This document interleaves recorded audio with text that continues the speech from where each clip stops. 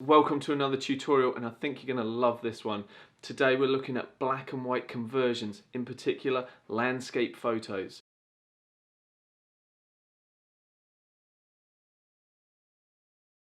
We're going to be taking a photo that I took over 10 years ago and processing that. Why 10 years ago?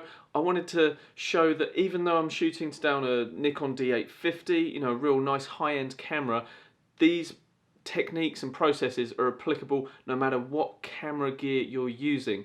So this image was shot on a 10 megapixel Nikon D200. D200, 10 years old. Rubbish. Gone.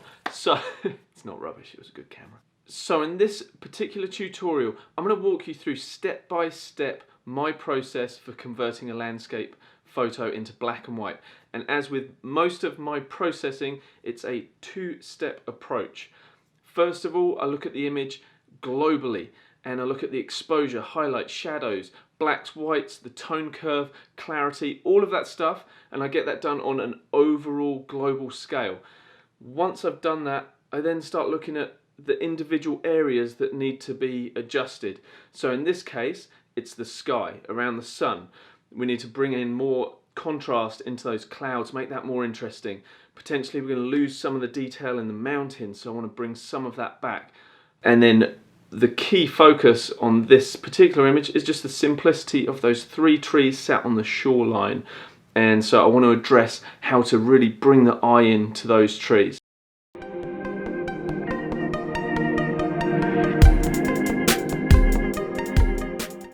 So we're working in Adobe Lightroom CC Classic. So what we're going to do here, nowadays we can start off with a profile right at the top, which is great.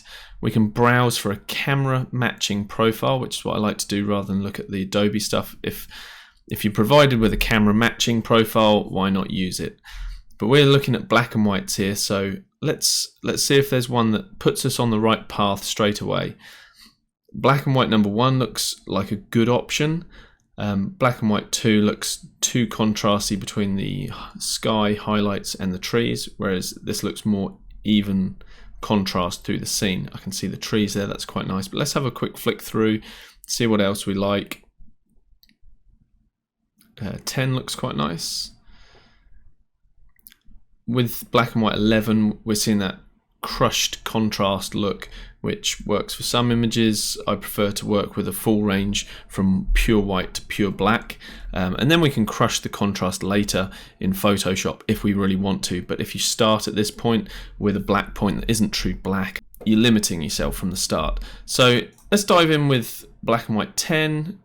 Black and white 1 actually seems to have more punch, so let's go for 1. So here's our starting point. One of the things you're going to notice is in the bottom half of this image, it is much darker. If we were to crop this down, for example, just down to this bottom half and look at our histogram here, we can actually see that there's pretty much data only in the left-hand side of the histogram. So we've got scope to really increase the contrast here and push the mid-grey points, the highlights here, which are only mid-grey, all the way up to white or close to white, to balance out with what we've got in the top half here, which is peaking at the white point. So basically this is an image of two halves. So what I would like to do is bring a bit of uniformity through this image, or at least push the white area through here around the trees, because I want to increase contrast here so that our attention goes to these three trees, and also bring some attention through to the mountain range here. So let's see what we can do. First of all, we want to make sure that the image looks good globally, and we can do that with all of our sliders here. Once we've done that, we're going to go in and use the adjustment brush or even the radial filters to fine-tune the image exactly how we want it. So in terms of exposure, we can see in the histogram that we are pretty well exposed from the darks through to the lights. But I always think there's no harm in just grabbing the exposure slider and just seeing what your image looks like as you push things up. Have you still got detail through the shadows, which we have down here? Or if we pull it down, where do we start losing detail? And we can see we've got detail all through the cloud here, and it just blows out around the sun there. So let's start working with this image. I'm happy with the exposure. Contrast. Let's see what happens as we push the contrast around. If you actually reduce the contrast, we actually see more detail through here, but the overall image is very flat. If we push it beyond, we darken everything through here a little too much. So I'm going to leave the contrast kind of central, maybe just push it up slightly. The highlights, as we bring this down, we're going to see that we are actually recovering detail through the sky, but we're also losing contrast where the trees are. If you watch the trees, as I pull this highlight slider to the left, it's reducing contrast here because all of these areas are getting darkened. So again, although I like what it's doing in the sky, I don't really like it on the whole image, so I'm actually going to leave that. The shadows, I actually feel like we can bring these up a fair bit to start bringing out some of the detail down here, and that's not affecting our sky too much. So let's bring the shadows up. The white point, let's have a little play with that, see how that affects the image. As you can see, as we bring the whites up in this bottom third of the image, we actually start to get a lot more interest and contrast around those trees and even in the foreground here. So that could be useful to use that knowledge when we actually start isolating areas within the photo. But for now, let's just leave that as is. Sometimes as I'm working, what I like to do is actually right click on this area just off to the side of the photo itself, and you can change the background to a white, and as soon as you do that, you can actually see that these greys that looked quite bright before actually look very muddy. We can do the same and go to a black, and then we can see that, okay, we're pretty dark along the shoreline here, but overall we've still got a little room to push those blacks further. Yes, you can see that information in a histogram and read that there, but sometimes it's nice just to see it visually. But on the whole, I'll work off a mid-grey as a base and then just have a quick look at those comparisons. So coming back here, we've got our black slider, and as I say, we can push that down a little bit. We are going to start peaking the blacks. If we click this little triangle icon here, we can actually see where we're actually losing detail on the blacks, which I personally, I don't like to lose any detail really. So I think that's acceptable. We can always bring that information back. If we were a little under on the blacks here, we can bring this back up as we bring the exposure around here up later with an adjustment. We're going to start to recover those blacks. The clarity slider. I love the clarity slider when we're working with black and whites. You do this with color imagery and it's going to look really stink pretty quickly, but you can actually push things pretty far on a black and white image and get away with it a lot more. Personally, I still think you never want to go to the extreme.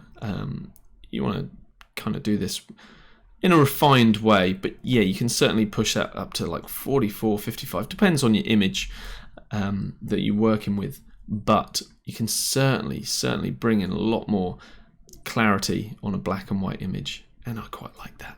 So let's leave that around there. The dehaze slider can be pretty useful as well. I mean, if I push the dehaze to 100, see what it's doing around the clouds here. It's pretty interesting. I mean, sure, you wouldn't want that over the whole image, but again, we can use that knowledge to refine areas of the image, and I think that's where the real craft and crafting of an image can come in, when you can actually specifically speak into areas. So the tone curve, we can use this tool to actually just tweak our image further, and you know, we can increase contrast with an S curve, putting a point down to the left and bringing it down, and bringing one to the right and bringing it up. But until we have actually addressed these local issues, I don't feel like I want to do too much with the tone curve. Hey guys, my face again. Quick message, if you're enjoying this video, do me a favour, hit the like button. Also subscribe to the channel for more videos like this. Peace. Let's come in and start working with radial filters. Are very powerful. Graduated filters are also really powerful. I love a graduated filter to help control the sky. So if we click and drag down from the sky, at the moment nothing's happening because we have made no adjustments here. but we can actually start to bring that exposure down so we can start to see what's happening in the sky and just bring out a little bit more interest. Let's get that clarity slider. And again, we can throw things around to see how things start to behave. As the clarity comes up, it's just getting a little more interesting in that sky. And also, if you remember, the dehaze slider was doing some interesting things too. Sometimes when you bring the clarity and the dehaze up, all of a sudden the initial exposure that you changed becomes, oh yeah, it's a little bit too much. So you can just bring that back slightly. But I like the idea within my image of having a bright point here where the sun is and a bright point in the bottom left. So you've got top right, bottom left, bright, bright. So, and then interest through the mountains here. So if I just drag a radial filter over here, again, it's doing nothing yet. And I'm gonna just, if I push that to the extreme, you can see the area we're affecting, and we can just start playing with that until we get those trees looking how we want them. So that might be bringing up the white slightly, the exposure, and the shadows. I don't really want to push the shadows too far. The highlights potentially could come down while we push the whites up, and that's going to still keep a nice punchy contrast between the trees and the water reflection here. And that's looking pretty good. Now, why have I done such a big radius here? Why didn't I just keep it tight on the trees? Personally, I find when things are done on a very small area and very specific, you can actually start to see what's going on with that adjustment too easily. So what I like to do sometimes is just have open my navigator, and sometimes as a thumbnail view it's actually easier to see any changes you're making. So let's just make navigator slightly larger there. Coming back to this, if we look on navigator, it's easy to see where this adjustment is affecting the image. If I let go here, you can really see it over the trees. It's a little too extreme, but if we actually expand that slightly more, it feathers off more naturally into the environment, and we can actually grab the feather as well, bring that up to 100 if we want, and this change that we've made and we're putting over the trees, it's blended much more seamlessly, and already we're making quite an interesting black and white. I feel like our transition from the sun to the cloud detail through here is not particularly pleasing at the moment. It's a little too abrupt around this haloing here. So what I might do is just grab another radial adjustment coming out from the center of the sun and just see if I can start working the sliders to blend that more naturally. If you see I bring the clarity the opposite way this time, that will actually start to smooth and blend that transition area of the sun, and that's looking pretty cool. Through here we're quite bright. Let's see if we can't change that slightly and keep our focus and attention on the trees and the sun here, and that's quite nice, but we're darkening this bit quite heavily. So what we can do, we could either mask that out using the range mask tools here, or another simple way is just grab the shadow slider and bring that up. So we've still darkened this area, but we haven't affected this as much. Let's just have a go with the range mask and see how we go. If I just click on here to say where I want to affect, and that's pretty good. We can add to that selection here, and in theory we shouldn't be affecting our darker cloud too much, but it's not really done too much for us, to be honest.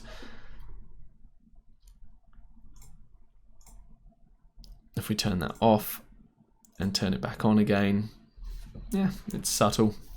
Let's go with it. Now one of the last things I want to do is actually just bring some more interest through to these mountains in the background. So when you come over a pre-existing filter, you can't actually put another one on there. So just come off of the side of it, drag another one out, and now we can grab the central point to move it around, click and drag it over the mountains, and let's have a little play with the clarity, because I really think that will help to bring some detail out. If we push the clarity up, I feel things start getting too dark, so we can bring the clarity up, and then we can balance it out with the exposure to also bring a little highlight above the mountains there, like that. If we feel like we want to bring the shadows up, we can do that too. Once the shadows start coming up, that also lifts the black values that we introduced by bringing up this clarity. So now we can push that a little further. And if we've pushed that further and introduce more black, we can bring the shadows up.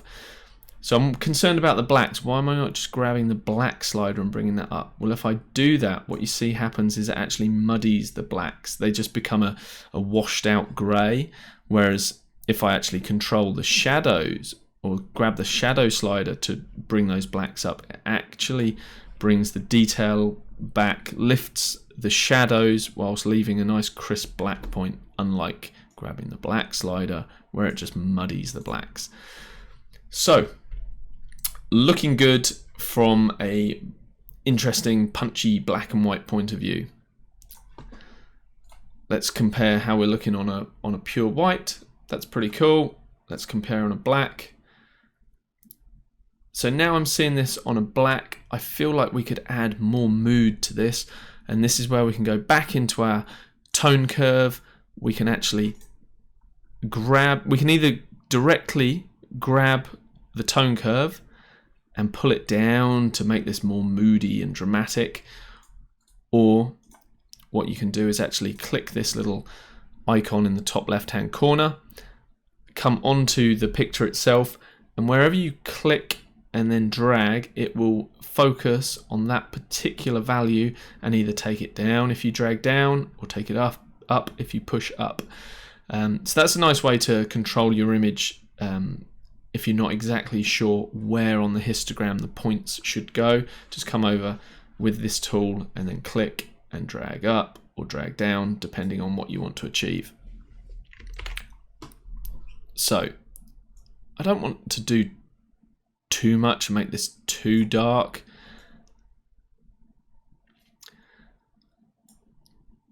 I think at the moment what I'd like to do is still keep these highlights pretty punchy. So if we come down with this tool and just have a look in here whereabouts these highlights are falling, around there, if we push that up, sometimes if you put too many points on the curve too close to each other, things start looking a little weird. So if that happens, what I'll do is try to keep the shape of the curve generally, but just pull those points away from each other so the curve is much smoother, and that will keep the transitions much smoother too. If you make some changes and you're not sure if you like them or not, which I'm not with this, you can actually turn the curves off, turn them back on, and see what you've created. And I'm not sure that I really like what I've done, so I'm going to just make a couple more changes.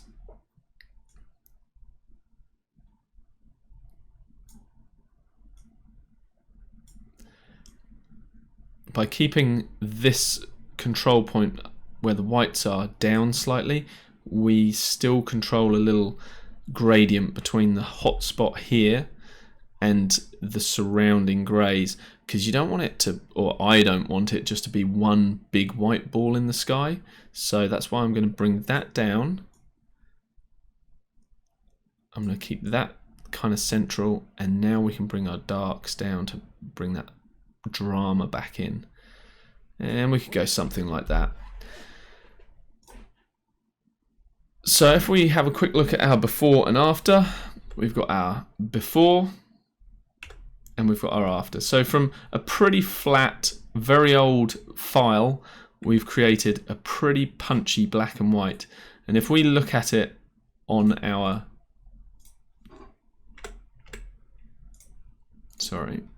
look at it on a different background. Hey Hey Lightroom, what are you doing to the file? There we go. Look at it on a white, grey and a black, just to see that we're happy with the values, the blacks, the whites through the whole image, and if we are, we can say done. But looking at this now, I kind of feel like I want a little bit more interest and detail through here, so we can come back in and just to add a little more, perhaps raise the exposure value through here. I'm not wanting to increase the exposure through the sky too much, so this is a time when I could use the range mask, the luminance. If I grab this right hand side, this is going to start saying do not affect the brighter areas, and it will say just affect the darker areas, dark on the left, bright on the right. And I'm not really in love with what it's doing, to be honest, so I'm just going to leave well enough alone and perhaps just lighten that through there, feather it off quite considerably, and now we go from dark to just a little bit more detail through there, and I quite like that. If we duplicate that, we can actually bring some interest into the foreground here as well, so it's got some detail, it's not just a black nothingness through here. And just with the trees here, I think I'm going to actually just click this highlight clipping area, and now I will see where I've got pure white, which at the moment is nowhere down here. I've got the sun pure white but nothing down here. So now I can see how far can I grab the white slider and bring it up before I start clipping. Just there, just around that point, which is 100, and we're only just starting to clip. So potentially we could go from here, which is pretty muddy, to a more poppy white. The last thing that we could do to make this a little more interesting as well, I kind of feel like I want the viewer to see from this bright sun here as if the sun's almost illuminating these three trees on the landscape. So what we could do is actually try and fake rays of light. Now I'm not saying like actual rays of light. If we were going to do that really well, we could do that in Photoshop, not Lightroom. There are ways we could do it, painting it with the brush with a higher exposure, brighter exposure, but I'm going to do a bit of a hack really. So I'm going to draw a radial filter out from the sun. I'm going to put it on an angle, so I'm rotating it from the sun to the trees to match that angle. I'm now going to bring it down, so it's kind of making a connection from the sun down to the trees. And I might pull this down a little further. If we grab this handle and drag, it'll drag both ends. However, I don't really want that, so I just want to hold Alt down or Option on the Mac, and now when we drag it, we're literally just dragging this end. So I've held Alt to allow me to do that. So now let's boost the exposure. If I do it all the way, you can see exactly what we're doing here. So we're literally brightening up this area through here. So obviously that is way too much, but with a bit of subtlety, we may be able to do something along these lines. And if we want to just adjust the angle slightly, we can do that. Let's try feathering it. I actually quite liked the more broad stroke of light coming through. So let's hit it around 70, something like that. And again, that may be just a little bit too much. So for fine tuning, I've just left my mouse hovered over this 0.35 here, and I'm just using the up and down arrows, and that just gives you a little bit more fine tuning and refinement. But let's increase the exposure and just bring the highlights down just a tiny bit. Shadows up so that it looks like it's bleaching out this darker bit here. Potentially even, what if we grab the blacks? That's going to wash out this area through the mountains here. But in this case, that's actually not a bad thing because it's given the sense of light coming through mist there. Like, sure, we are overcooking this slightly, but we can see what's going on. So now we've done that, let's just bring some of these back down so we're not being as extreme with this. Something like that. Now, I've been pretty crude with this adjustment, but I just wanted to show you guys what's possible. See here, I've dropped in another little radial filter here just by the trees, and all I want to do is just almost hint that the light is hitting down here on the land. And let's take a look at our finished image. So here you can see on the left hand side what we started with, and on the right our finished black and white kind of punchy, crunchy image. So if we do a little before and after, here's our before original image from a 10-year-old 10 megapixel D200 camera with a pretty limited dynamic range, and we were able to push that and get a really crisp, contrasty black and white out of that. Before and after. Before and after. I really hope that's been of help to you looking at converting to black and white. As I said, what you've learned here, the principles, techniques, you can apply that not just to landscape photos but any photography. Let me know in the comments below. I'd love to find out which particular techniques or methods or what you found interesting or useful and what you are going to be using in your processing. Thanks for watching, guys, and I'll catch you in another video. Oh, and subscribe if you haven't already. Peace out.